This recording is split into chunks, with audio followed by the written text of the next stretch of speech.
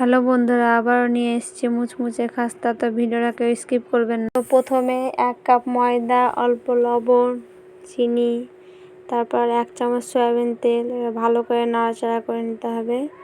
তারপর অল্প অল্প জল দিয়ে একটা ডো তৈরি করে নেব। তো দেখুন ডোটা তৈরি করা হয়ে গেছে। এবার রেস্টে রেখে দেবো 5 মিনিট মতো।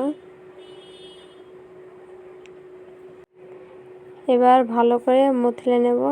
তারপরে লেচি কেটে নেব ছোট ছোট করে। এবার বেলে নেব। তো বেলা হয়ে গেছে দেখুন। এবার চারিদিক কেটে নিতে হবে। এইভাবে কেটে নেব। তারপরে এরকমভাবে দুমড়ে নিতে হবে। এবার একটা ছুরির সাহায্যে এইভাবে কেটে নেব। দেখুন এভাবে কেটে নিতে হবে। কাটা হয়ে গেছে। অল্প জল দিয়ে দিতে হবে যাতে ফুলটা খুলে না যায়।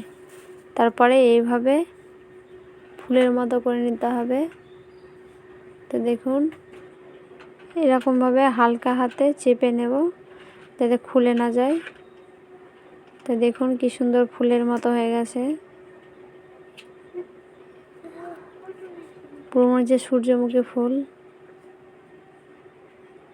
এবার একটা কড়াই তেল দিয়ে দেব। তেলটা গরম হয়ে গেলে দিয়ে দেবো একটা একটা করে। এবার ভালো করে লাল লাল করে ভেজে নিতে হবে উল্টে পাল্টে। দেখুন ভাজা হয়ে গেছে। এবার তুলে নেব। তো কি সুন্দর হয়েছে দেখতেই পাচ্ছেন। ভিডিওটা ভালো লাগলে লাইক, কমেন্ট, শেয়ার এবং চ্যানেলটি সাবস্ক্রাইব।